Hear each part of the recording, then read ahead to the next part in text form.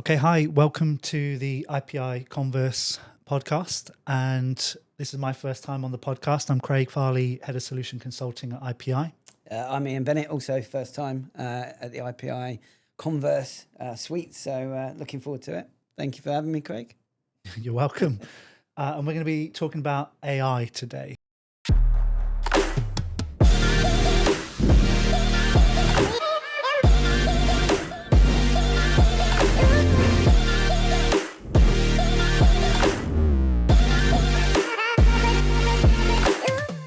What are some of the noticeable improvements and benefits that businesses might see in terms of efficiency and customer satisfaction when they implement AI?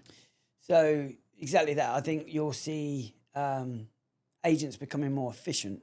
And I don't think it's just around the efficiency. It's also that sweet spot of first time resolution, like first contact resolution. Because let's be fair, that's what we're in contact centers, which we're really trying to get. It's one of the big ones. Exactly, yeah. So if we can get a big tick in there, it's going to be absolutely fantastic for us. And I think that AI really helps with that because it can pull up the information a lot of the time, because it can help the agents, and it can also remind the agents, customers said this, let's arrange a callback.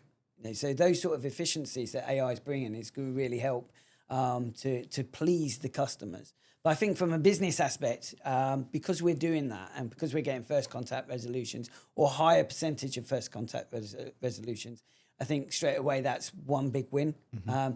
I think there's big wins such as we've kept saying about the auto summarizations, but that takes down time from the agent. So it takes away that time. And also, if we're using AI to do anything that the customer can self-serve with, so we build up that confidence with the customers that the AI can deal with it, and then the more and more that they're using self-service, the more and more this is freeing agents up to deal with more complex issues. If you've got a contact center that's struggling to answer the phones, that's massive because then you can start to push a lot of customers, divert a lot of customers away to actually deal with their issues on their own with the AI. But then the people that really need that empathy and that help and that guidance from a human, they can get through a lot quicker. And we heard at Spotlight about how since COVID, wait times in call queues have just risen and haven't come back down to pre-COVID levels. So there's high wait times out there. Yeah, absolutely. And I think that's where AI can really come into its own. Whether that's in the voice side of things, and even just from a routing point of view, if it can route things a lot quicker, if we can get ID&V done in the cloud, before it gets to an agent, all of that time is reduced, and therefore their agents are being able to handle a lot more customers.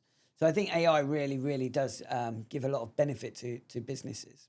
And you spoke about at the start AI routing. So typically a lot of call centers will still have a menu, an IVR, where it will give you the options that they think you might be calling about. Yep. Whereas with AI routing, we're more able to openly ask, what's your reason for calling?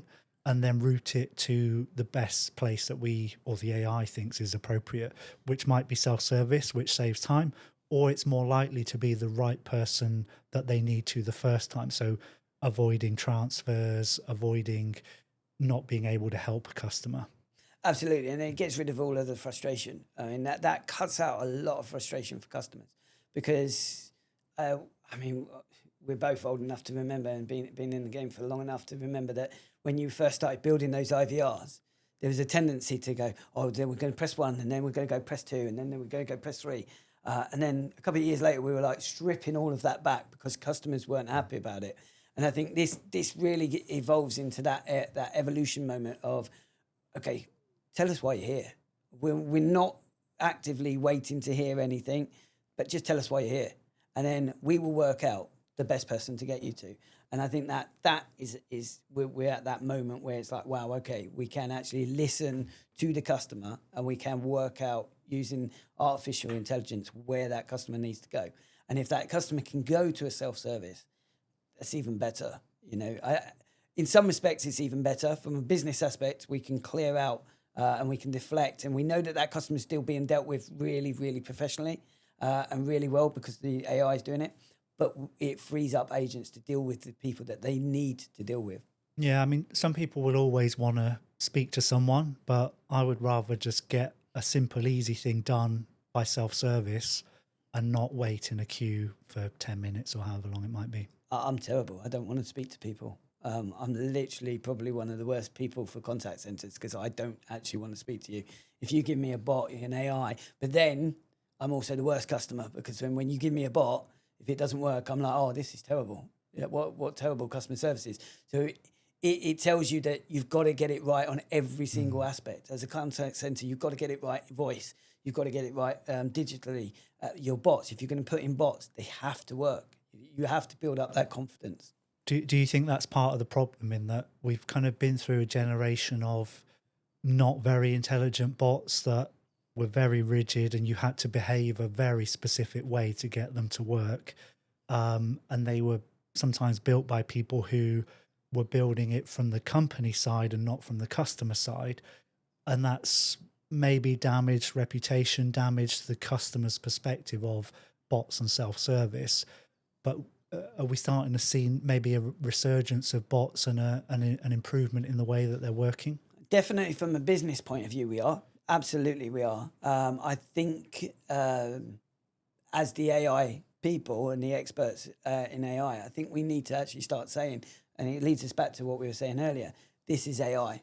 So I think if we announce that you are being dealt with by AI, artificial intelligence, I think then we try to almost disassociate ourselves to the old school bots as they were, and say, no, this is new, this is the future, and build up some confidence around AI rather than build up trying to go back to the old school way that we were doing things and try and build up that confidence. I think we have to put a line in the sand and say this is completely different to what we were doing. But you've hit the nail on the head there. Do you think it helps then? Because I've heard some where we put a message there that says, I can understand, the bot will say, I'm a bot, but I can understand what you're saying. Speak to me in a natural way and I'll work it out for you, or words to those effect. Absolutely. And I think that's the way to do it because I think then it builds the confidence up in the customer. But to say, I'm artificial intelligence or I'm an AI bot, speak to me. Say whatever you want and I will route you to where you need to be. That can only build up confidence. Yeah, I think having that extra explanation in there avoids people trying to talk to it in the old way, which is, pay bill. Yeah, exactly. Do this. Yeah, exactly that. Yeah. It's got to be that natural way that you speak to anybody. And I think then you've got to make sure that you, as a business, from a business point of view, from the contact center point of view, that you're aligned with a partner that can actually then go and create the prompts behind this, because the AI is only as good as the prompts behind it. And I think that's the other thing, that we need to make sure that the prompt engineers are thinking of this from a customer's point of view, not business, and making sure that both areas are covered. But I think prompt engineering is completely different to the old way that we used to program bots up. And I think that's one of the big things that you have to remember, is that you've got to get your prompt engineers in line as well. And another big benefit of having that kind of open conversation with the bot rather than fixed bot paths or fixed IVR menus is you as a business then can actually understand the real reasons why your customers are calling. So they're giving you those reasons, and the AI will categorize them and tell you what the actual reasons the customer's calling is, so you can know the volume, you can look for opportunities to further self-serve, you can look for broken processes further up the chain. So I think that's a big benefit of AI, not even by it doing anything, but the information, the insights it's giving you. Yeah, absolutely. I think that's really good. Yeah, to be fair, I do. I think that's really good. I think that the way that AI is moving, it is. I think first of all, when we implement AI, and we'll come to this at some other stage, but when we implement the AI, I think we have to really think about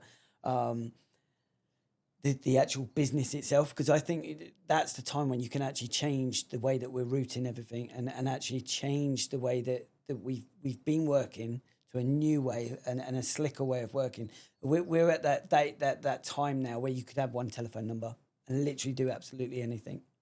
Yeah, we always say don't try to make a bad process faster. Yep. Try and fix the process and make the process better at the same time. Absolutely.